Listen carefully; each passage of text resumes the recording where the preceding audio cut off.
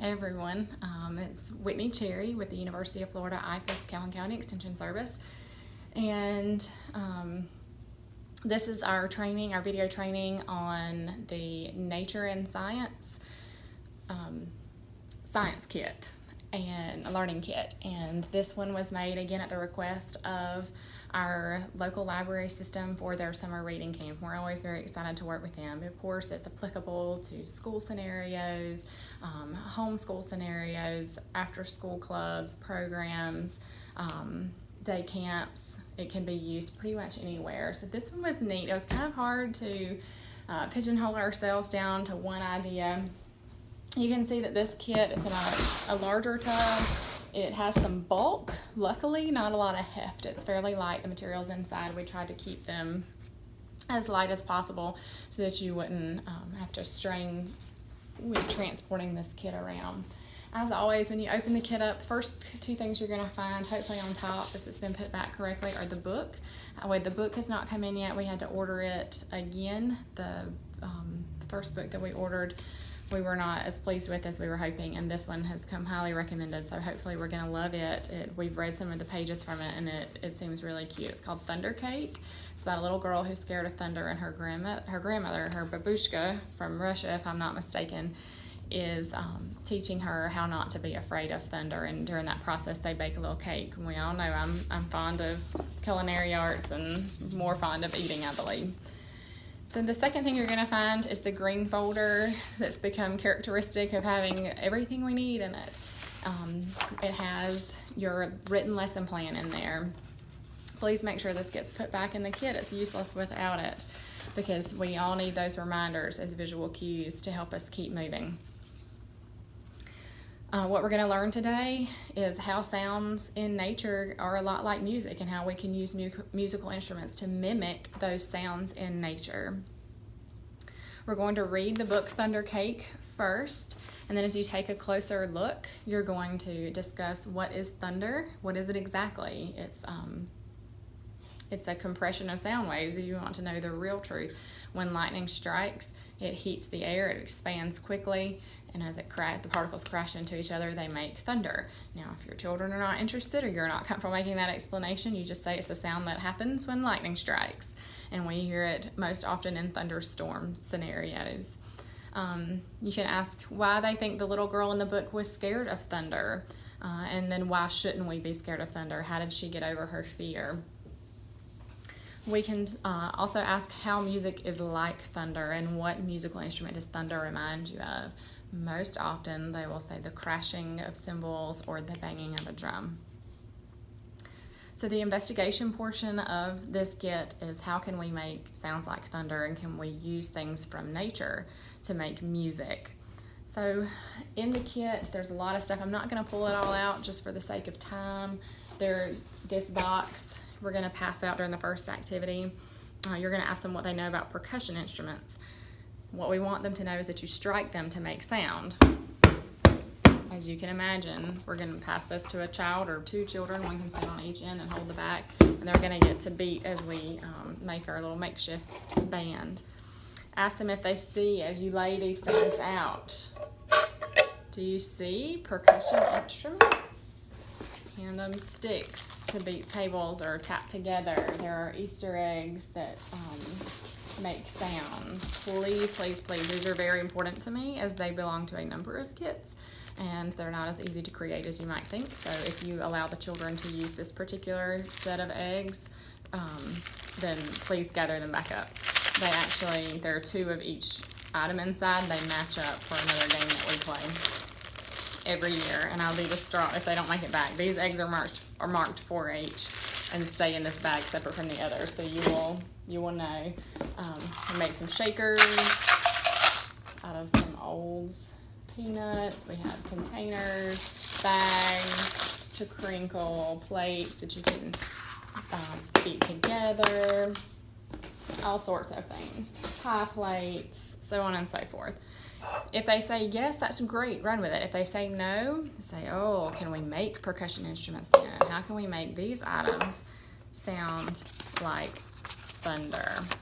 Tell them we can make music from anything, and today we're going to make music that does sound like thunder from these supplies. Pass them out, let them take turns if you have more kids and you do supplies, or tell them to run around and find other things in the room, or they can pat their legs or a table, or stomp their feet, clap their hands.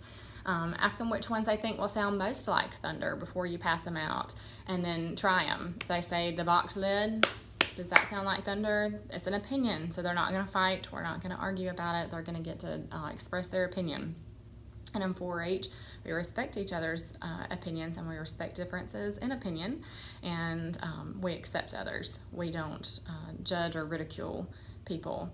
So make sure that they all feel like they belong and they can all share their ideas without fear of humiliation, please. Which I know you guys are really great with. Go through the materials one by one if you have time, and let them hear the sounds of each material. Then ask them to choose one and see if we can make a sound like thunder together. You're going to make a big percussion band out of all your stuff, and let them make a thunder band. There is an alternative to this activity. Sometimes we have students who are very sensitive to sound.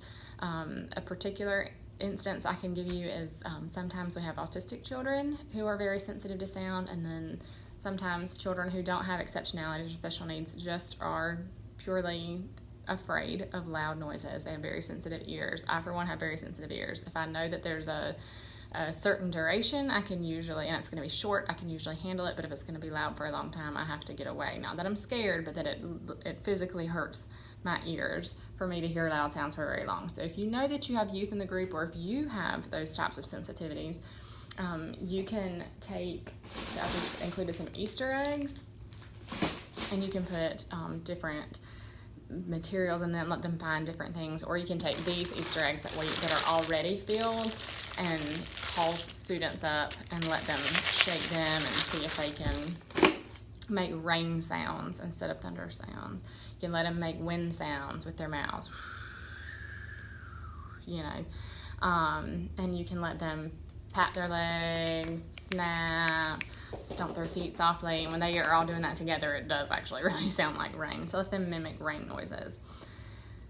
In the reflection portion of this activity, you're going to ask the youth if all sounds in nature are so loud. Are they all as loud as thunder? And of course the answer is no.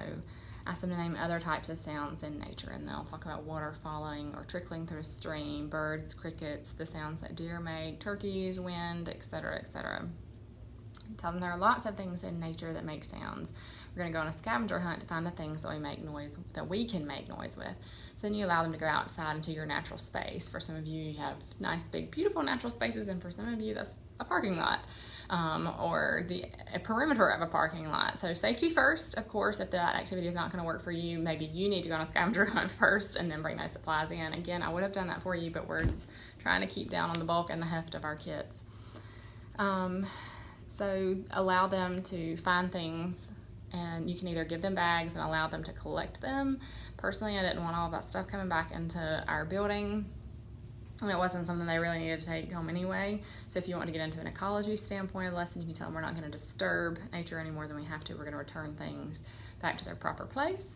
So they bring it to you, they crinkle leaves, they bring pine straw, and if they rub it in their fingers, you'll hear it if they rub sand together or rub their sand under their feet. They can bang sticks together. There are all sorts of things that they can do. They can take branches and shake them in a tree, and you'll hear that shaking sound. Lots of things that they can do to make sound outside. So tell all the kids to bring some sort of instrument, so to speak, or noise maker back to you and let you see what it does, and then when you're finished, you can go back inside. We did include the Easter eggs for a reason. We're going to make the craft activity, should you choose to do it, with maracas, and we try to go with a very easy version of that. You can tell the kids that people have been making instruments from natural objects for years. A good example is a maraca. It's like a rattle that's made from a gourd, and they let the seeds dry in there, or they put other materials like sand or small rocks or beans inside. They're going to use the Easter eggs and salt, or I think there may even be some sand in this kit. You can use either one. So you just bust the egg open, pour in some salt or sand for the children, or if you put it in small dishes, you can allow them to spoon it in, close them back up, and use masking tape or duct tape, I think may even be in the kit. Close them up so that they will not bust open and make giant messes. And have them tape the eggs closed. Now, you're gonna have to tape over, most of these eggs are ventilated now so that your candy won't melt in there or rot and be gross. So you're gonna have to make sure that you cover the hole on the end or you're gonna have salt and sand everywhere. So that's my tip of the day. Then you can pass out markers and let them write their name or draw on the tape part and kind of decorate up their maracas. The bonus game that we included, if you have time for a game afterwards and the children are very active, or you need to stop at some point and allow them to be active before you progress on to the next activity, as Simon Says. And you play it just like regular Simon Says, but you're going to have the kids do nature and music actions. There's an example list here. It's not all inclusive, so feel free to write some of the cooler ones that you think of on the bottom of the list. That's perfectly acceptable. Some examples that we gave are: you sway like a tree in the wind, hum like a bumblebee, buzz like a fly, tweet like a bird, make music like an elephant, stomp like thunder, so on and so forth. So I think you guys hopefully got a pretty good idea of what's in the kit and how to use it. I hope these activities are fun for you and for the children, and that they learn a little bit more about sounds in nature and how nature has its own rhythm and its own music, and that if they will get outside and enjoy it, that it's really is rather enjoyable and that it's very beautiful. And if you have any questions, you know that you can give us a call. 850-674-8323 is our number here at the office. You can email me, cherryw@ufl.edu, or you can always stop by and see us here at the Extension office on Highway 20 in Blountstown. Please don't flounder in the dark. If I have not done a good job, I'm always happy to remake the videos or rewrite up the lesson plans. If there's anything that I can do for you guys, please let me know. We're super excited to get feedback from the libraries this summer and then pass these on to our regular year-round school and club leaders. Again, thank you all so much for helping us to make the best better, and we look forward to seeing you in our next training.